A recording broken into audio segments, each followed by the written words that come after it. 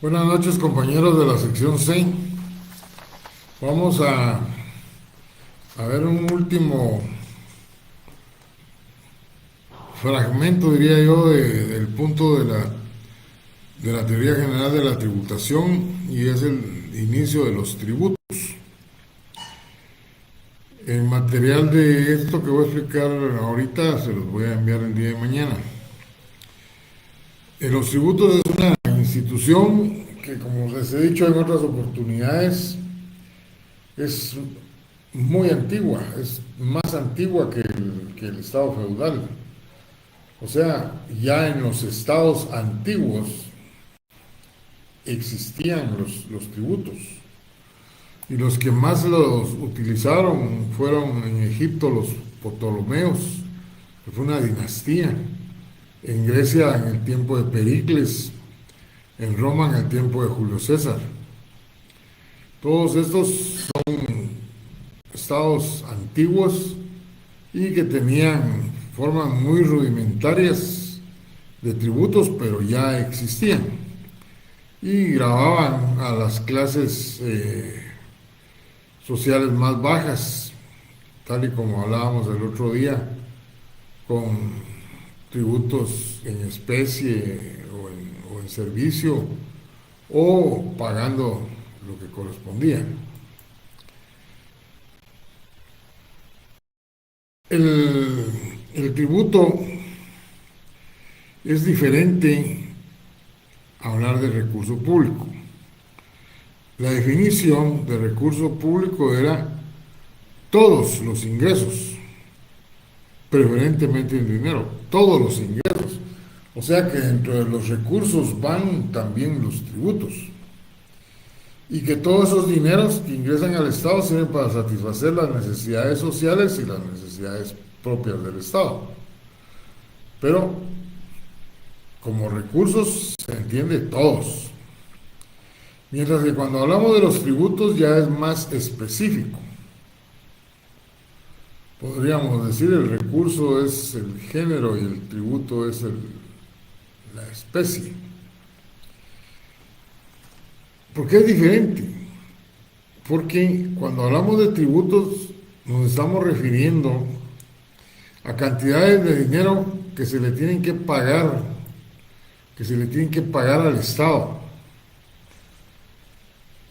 que éste nos impone en ejercicio de su poder tributario, o sea, ese ius imperium que se encuentra investido. Pero definitivamente en los tiempos modernos se hace en base a una ley. Ya vamos a explicar ese proceso de en qué momento se tiene que hacer el pago de los tributos en base a una ley, cuando hablemos del tema del poder tributario. Entonces,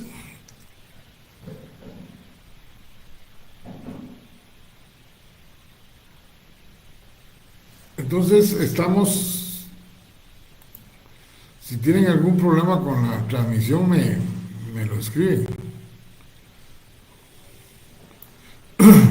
Entonces estamos hablando de que los tributos son todos aquellos pagos en dinero que se le hacen al Estado y que éste exige en base a su poder tributario basado en una ley y que se cobran en base a los fines que tiene que cumplir, que básicamente son la satisfacción de necesidades sociales y los,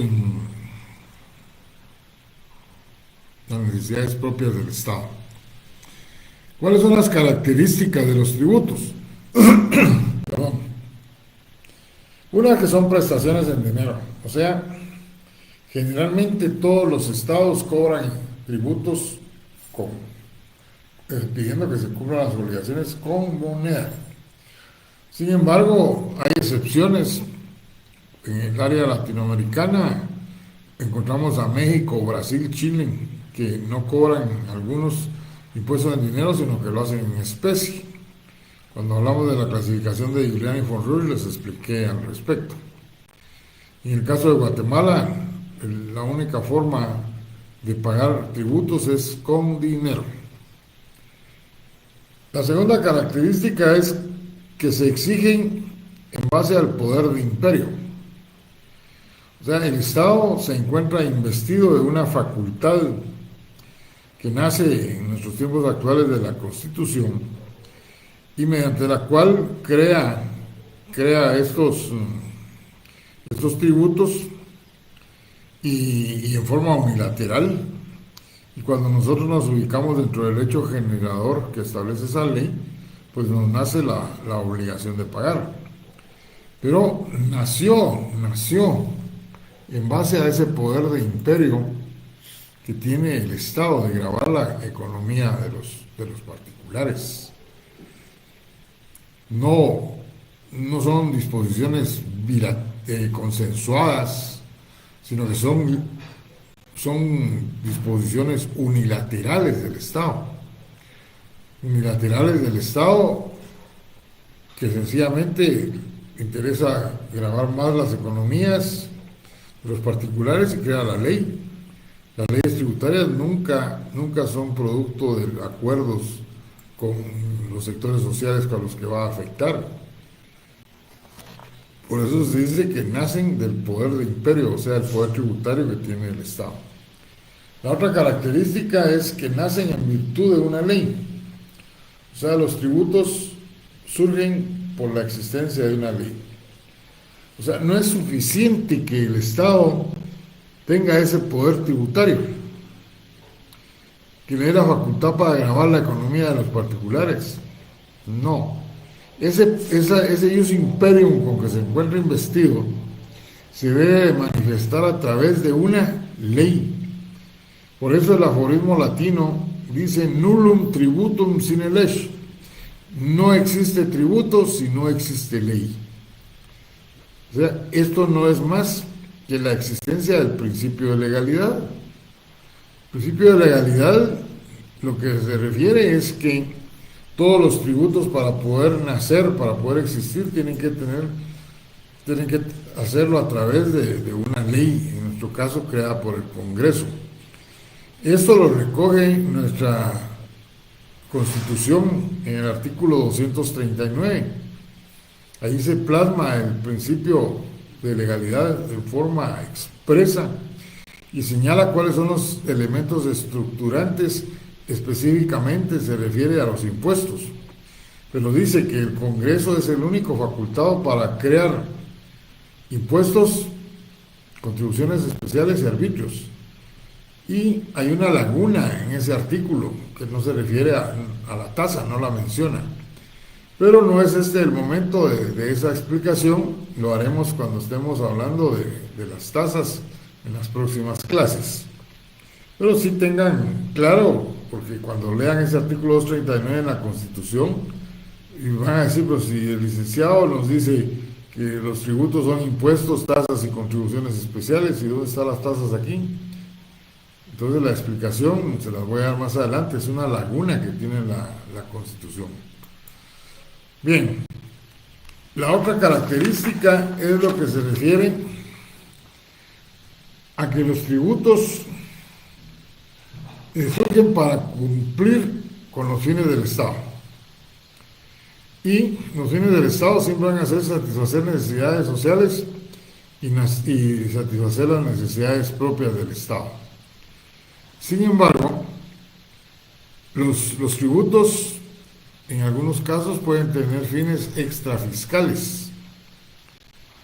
O sea, no necesariamente obtener recursos para que el Estado pueda atender sus obligaciones. No.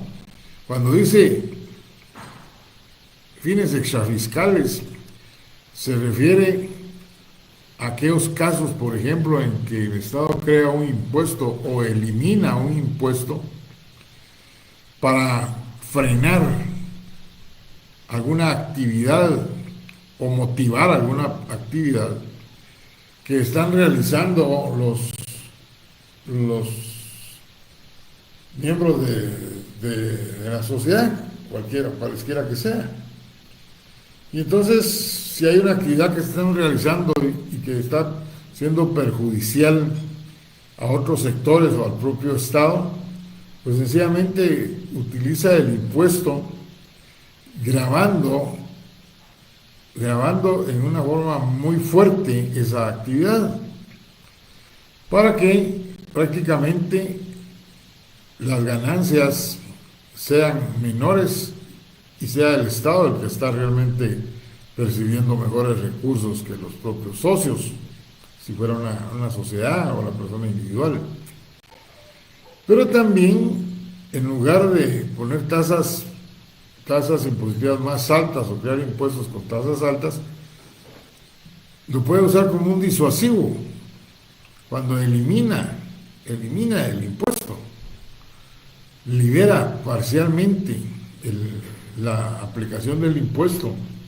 Y eso ya sucedió en algunas oportunidades cuando sencillamente se dan la cuestión del acaparamiento en granos básicos. Esta gente pretende lucrar con la necesidad de las personas de esos alimentos, granos básicos como el maíz. Y entonces el Estado, cuando se han dado esas situaciones, lo que hace es eliminar o rebajar totalmente el arancel que grava esas importaciones. Cuando yo digo arancel, lo estoy manifestando dentro del vocabulario que se da en derecho aduanero. Pero el arancel es sinónimo de impuesto de importación. O sea, es lo mismo. Entonces, viene el Estado y utiliza el impuesto de una forma disuasiva y diciendo, por ejemplo, la importación de maíz hasta un máximo de tantas toneladas no pagará impuesto de importación. Y entonces las personas que aprovechan esa situación, pues traen el maíz de El Salvador, por ejemplo, de Belice o de México, y como no paga impuesto, el precio va a ser mucho, mucho menor. Y entonces los acaparadores se ven en la obligación de poner en circulación todo ese bien que tienen acaparado. Y entonces ya se regulariza el mercado, y cuando se regulariza, pues vuelve a las cosas al estado en que se encontraban. A eso se refiere cuando el Estado tiene otros fines extrafiscales con la existencia de los impuestos, básicamente, que es ahí donde se da esa situación.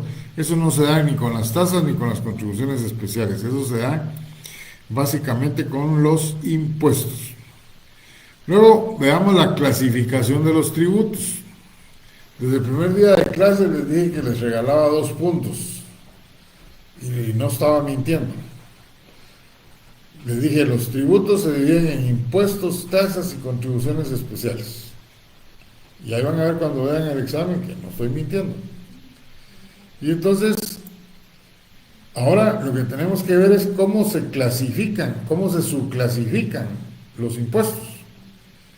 Y los impuestos se subclasifican en directos e indirectos. ¿Cómo se dividen los impuestos directos? En reales y personales. Y los indirectos, los que van a los actos y al consumo. Ahí tienen ustedes la clasificación y subclasificación de los impuestos.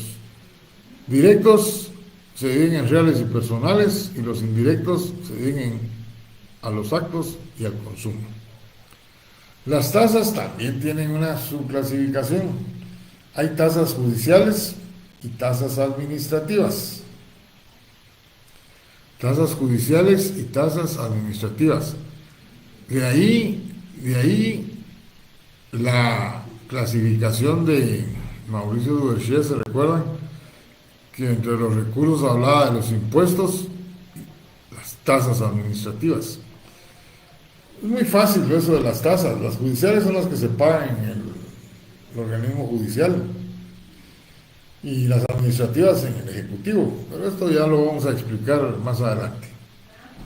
Y las contribuciones especiales de igual manera se subdividen.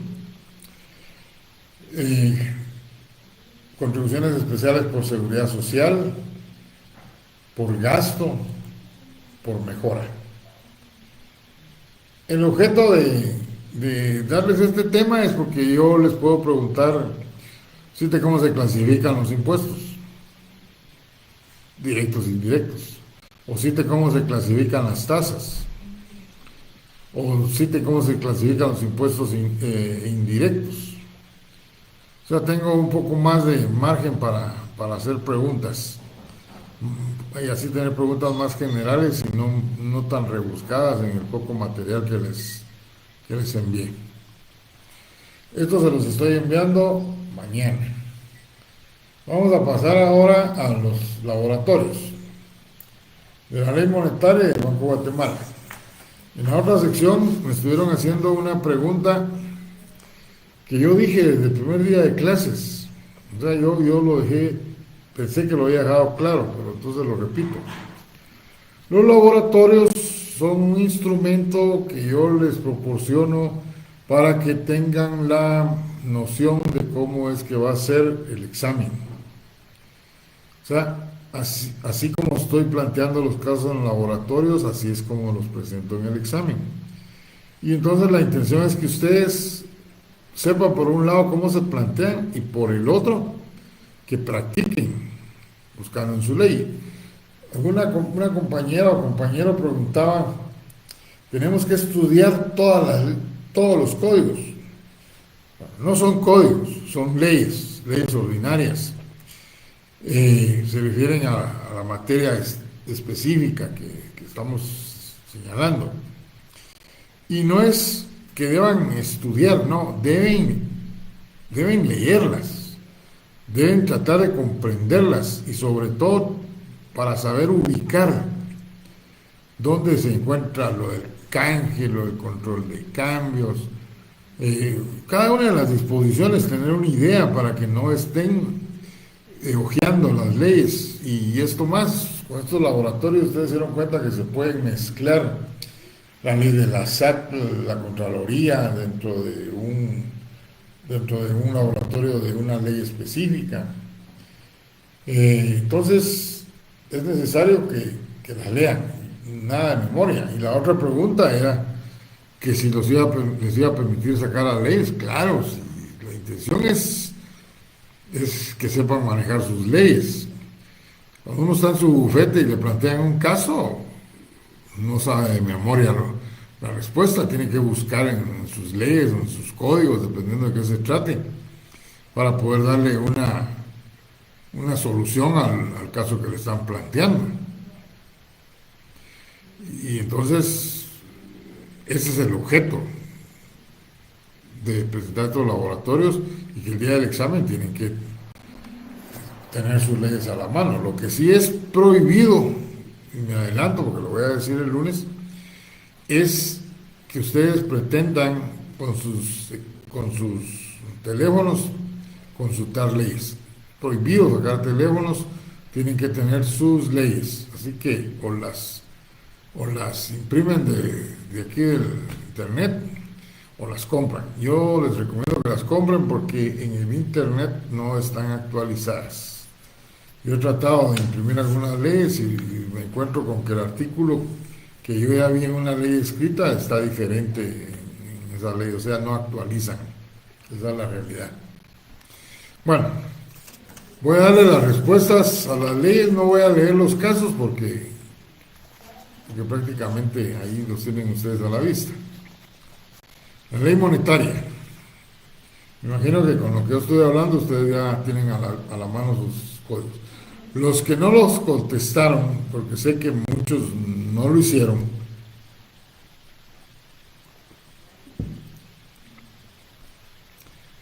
no contesten en el laboratorio, mejor contesten en una hoja aparte. Pongan un caso número 1 y ponen las respuestas que yo les doy, caso número 2 y así sucesivamente. Y el fin de semana contéstenlos, todavía tienen tiempo.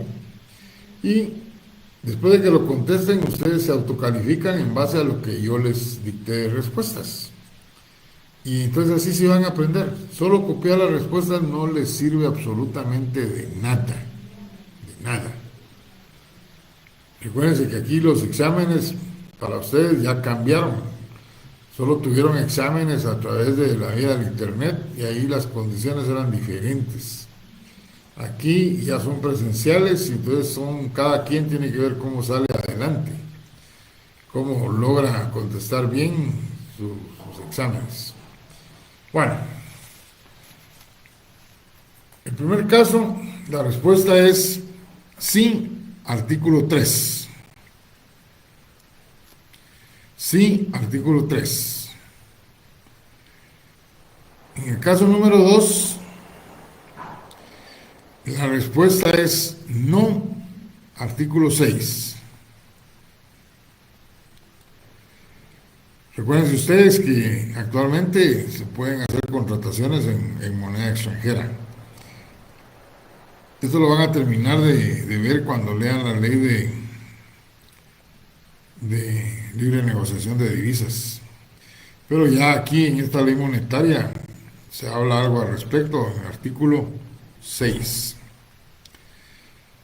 En el 3 se refiere a una empresa publicitaria. Está imprimiendo afiches, pero lleva impresos billetes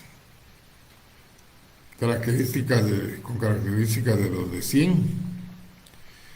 Y entonces viene el Banco de Guatemala e inmediatamente le pide al Ministerio de Economía que lo sancione. ¿Por qué no lo sanciona el Banco de Guatemala de una vez? Porque en la ley del Banco de Guatemala dice que las multas serán impuestas por el Ministerio de Economía a requerimiento del Banco de Guatemala. Entonces, la pregunta sobre si es legal que el Ministerio de Economía sancione, sí. Y la sanción que les están preguntando cuánto es, son $10,000, hasta $10,000 de los Estados Unidos. Y el decomiso de los objetos que son motivo de la contravención. Y la base legal es el artículo 21. En el número 4 se refiere a que están llamando al canje, pero lo está haciendo un banco privado. Y entonces es correcta la posición del banco privado.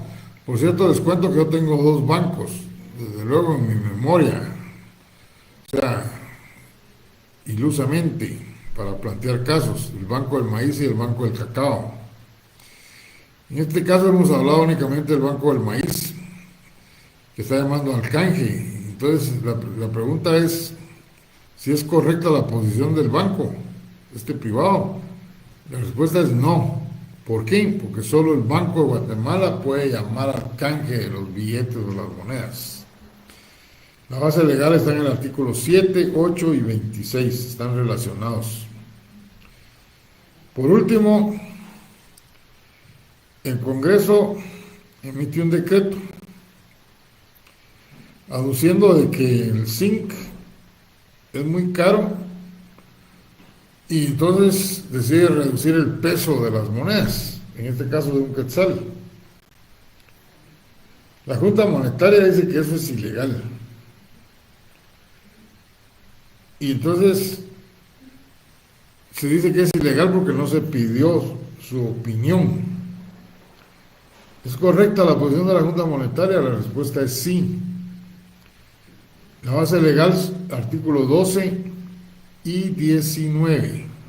12 y 19. Voy a hacer algunas recomendaciones ahorita, pero las voy a repetir el lunes. Recuérdense que el lunes ya son presenciales. El lunes voy a resolver el laboratorio de la ley de la SAT y también voy a resolver el voy a explicar algunas partes conducentes de la ley de la SAT. Mañana yo les envío este material de los tributos, una hojita, 2 páginas, y les voy a mandar el laboratorio de la SAT para que ustedes lo resuelvan en los días que nos faltan para el lunes. La otra cuestión que les quiero explicar es, ejemplo, en el caso número 1, si ustedes, en lugar de haber puesto sí, que es lo correcto, hubieran contestado no, y me ponen el artículo correcto, el caso vale 3 puntos. Pero yo no les puedo poner los 3 puntos porque ustedes no razonaron correctamente. Su razonamiento fue no, aun cuando tenían la base legal correcta. En esos casos, por poner el artículo correcto, yo pongo un punto. Porque lo importante es que aprendamos a razonar, a interpretar las normativas. Y si fuera la inversa, que en lugar de haber puesto, fuera la inversa, que ponen la respuesta correcta de sí, pero utilizan un artículo que no corresponde, la respuesta es 0. ¿Por qué? Porque están razonando en base a un artículo que no tiene nada que ver con el caso que se está planteando. Esto es peor todavía. Están situados, están ubicados en una norma, en un artículo distinto. Y tal vez de pura casualidad el análisis de ese artículo les dijo sí, pero no tiene nada que ver.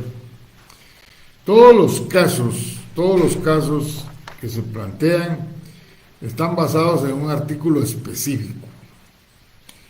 Y se dan casos como este caso número 4, en que hay otros artículos que están relacionados, pero hay un artículo siempre específico, y eso es lo importante. Si ponen otros artículos relacionados, pero no me ponen el específico, entonces la respuesta no es de 3 puntos, sino es de 2 puntos. Perdón, la valoración no es de 3 puntos, sino les pongo 2 puntos. Hechas estas aclaraciones, pasamos al laboratorio de la ley del Banco de Guatemala.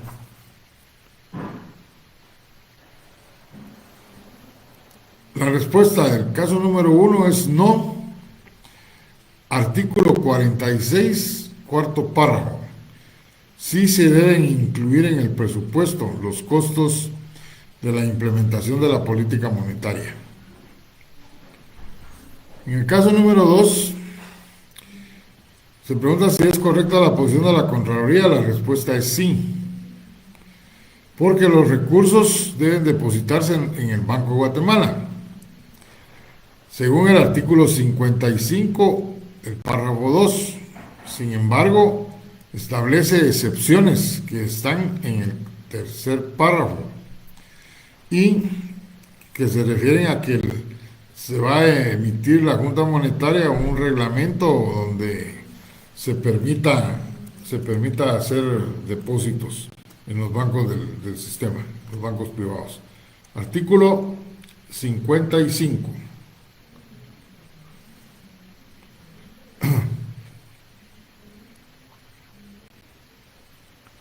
Luego encontramos en el caso número 3, el presidente de la Junta Monetaria quiere invitar al superintendente de la SAT.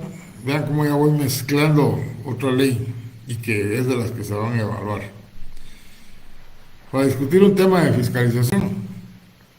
Pero el ministro de Economía, que forma parte de la Junta Monetaria, ya ustedes en la ley del Banco de Guatemala tienen que haber analizado quienes conforman la Junta Monetaria. Dice que no es correcta la posición del presidente del Banco de Guatemala. Y entonces, la respuesta sobre si es o no correcta, la respuesta es sí. Y está la base legal en el artículo 23. En la ley de la SAT hay un artículo totalmente parecido, donde se le permite al directorio también invitar a terceros especialistas en un determinado tema para que aclaren el panorama de algún tema que está discutiendo el directorio. Luego pasamos al caso número 4. Se nombra a un gerente del Banco de Guatemala que realiza actividades docentes en la USAC y es asesor de un banco privado, presidente de un banco privado. Entonces puede ser presidente. Dice el presidente del banco que debe renunciar a toda actividad, pero eso no es cierto. Entonces, ¿es correcta la posición del presidente del Banco de Guatemala? No. ¿Por qué? Porque debe renunciar a la de asesor, no así a la de docente, porque la ley se lo permite. Según el artículo 35, no solo debe renunciar a la de asesor, no así a la de docente, según el artículo 35. En el caso número 5, dice que el Banco de Guatemala no puede comprar ni vender divisas. ¿Quién tiene la razón? El presidente. ¿Por qué? Porque sí puede vender y comprar divisas. Según el artículo 47. 47.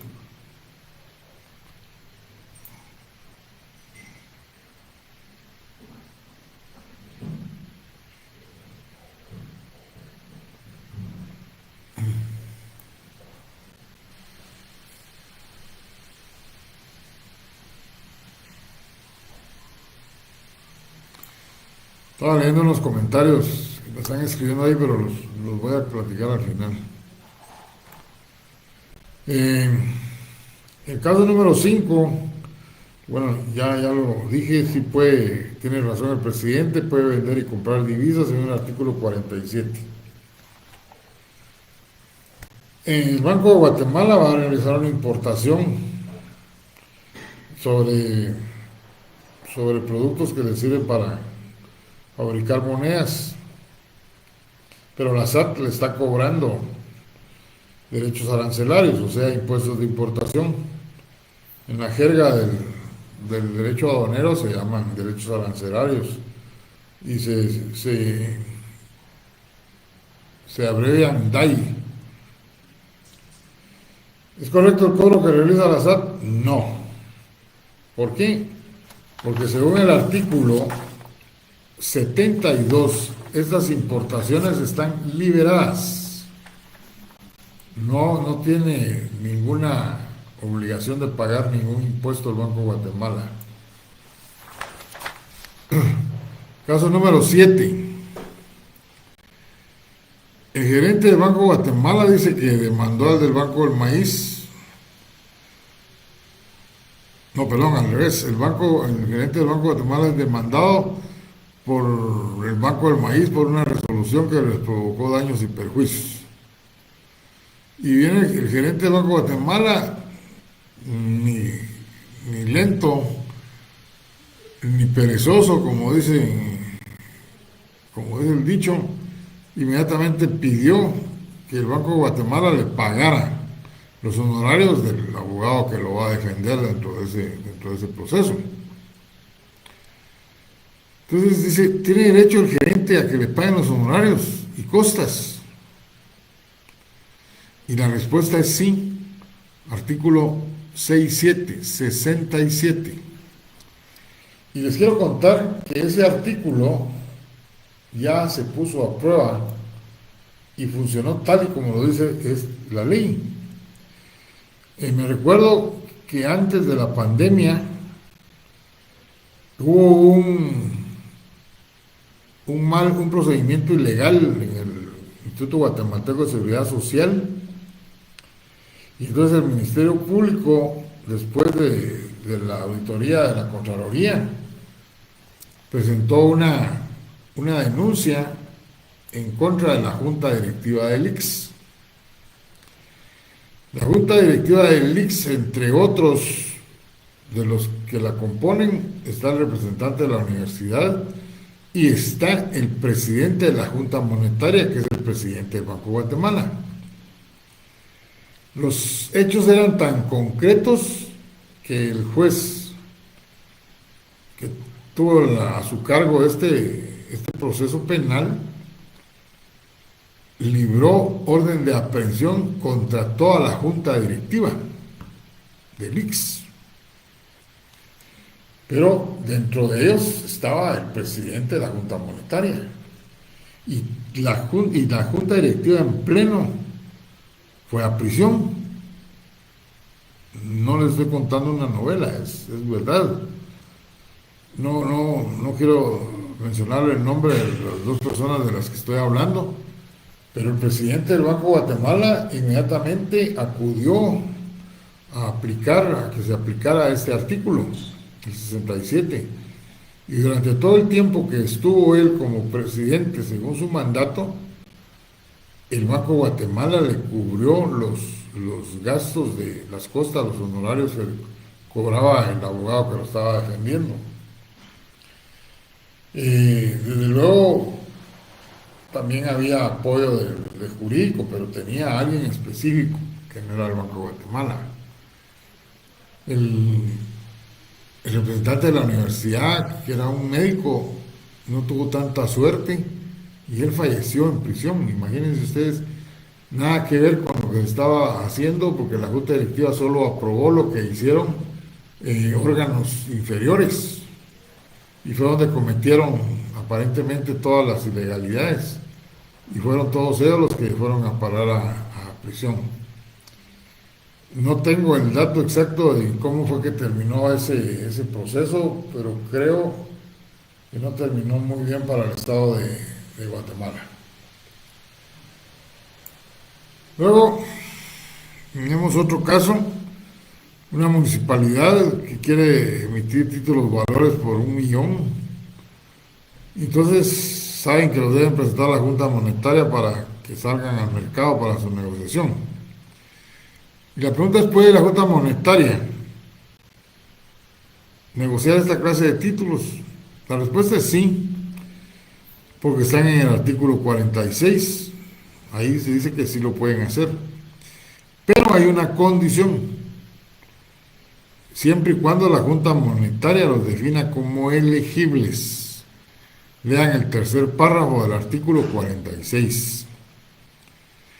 Desde luego, en el examen yo solo les pongo sí, no, cita legal. Son raros los casos que tengan tres literales. Y solo les pongo sí o no, porque dependiendo de ese su sí o no, yo sé que están razonando en forma correcta con el artículo correcto. Solo si yo les pongo por qué, entonces tienen que poner una explicación. Caso contrario, no tienen que escribir nada. Solo tienen que poner una X donde está el sí o el no y el artículo. Y algo que se me olvidaba es que tienen que poner el nombre de la ley.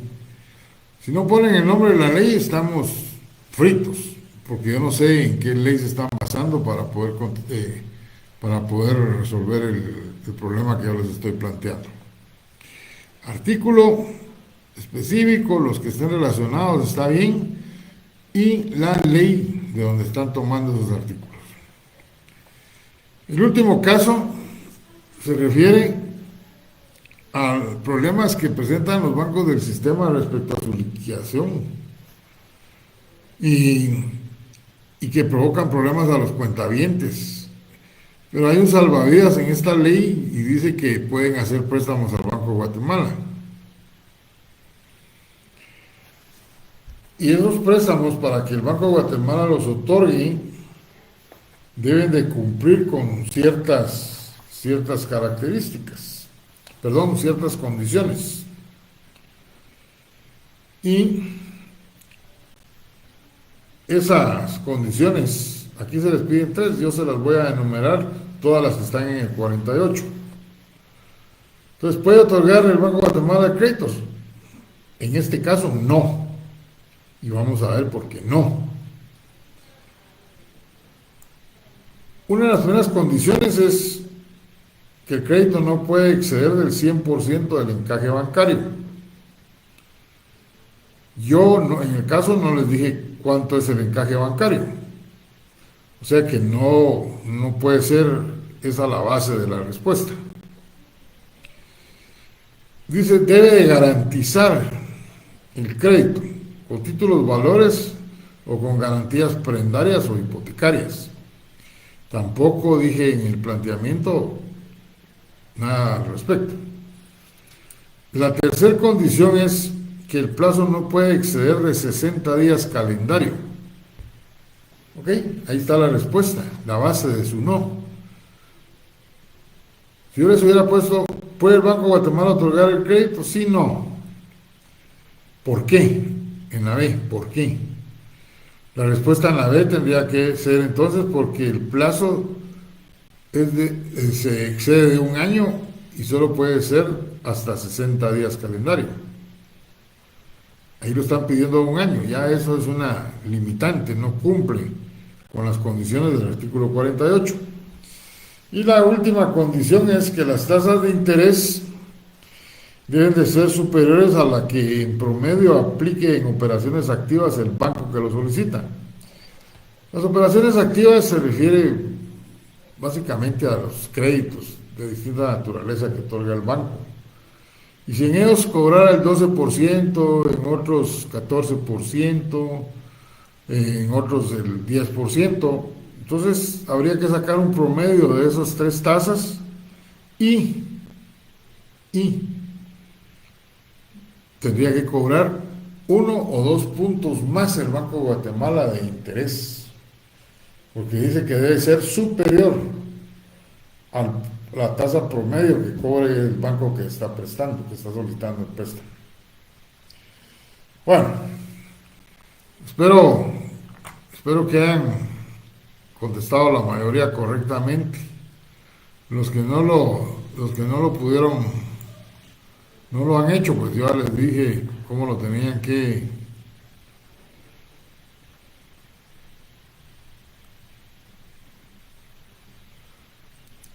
me dice un compañero Eduardo Monroy, que no resolvió el caso número 8. Y es cierto. El caso número 8 se refiere a una demanda que están presentando por los daños y perjuicios sobre el encaje bancario. Y entonces la respuesta del juez cuando le piden que decrete el embargo sobre el encaje bancario debe ser no. Porque el encaje bancario es inembargable. Es inembargable. No se puede embargar por ningún motivo. Según el artículo 43.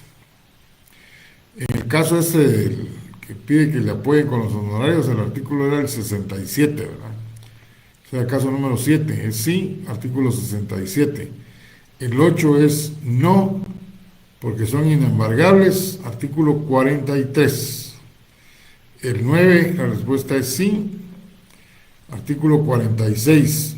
Y yo les doy la razón, siempre que la Junta Monetaria los defina como elegibles, en el tercer párrafo. Y en el último caso la respuesta es no. Ya les dije las condiciones, ahí están en el artículo 48. Vamos a ver si hay algo más aquí. Gracias Mario, gracias Estuardo por la observación.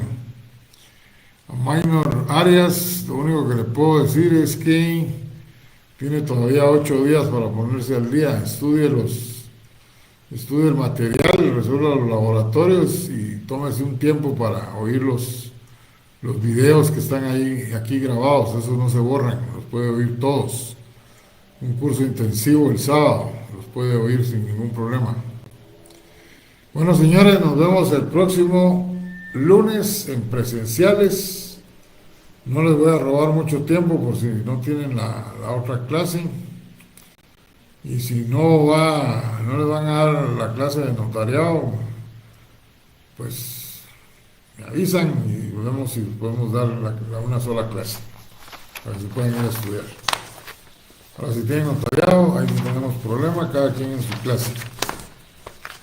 Estudien bastante, sacrifíquense el fin de semana y estudien. Los exámenes presenciales no son iguales que los exámenes que ustedes realizaron durante todo este tiempo.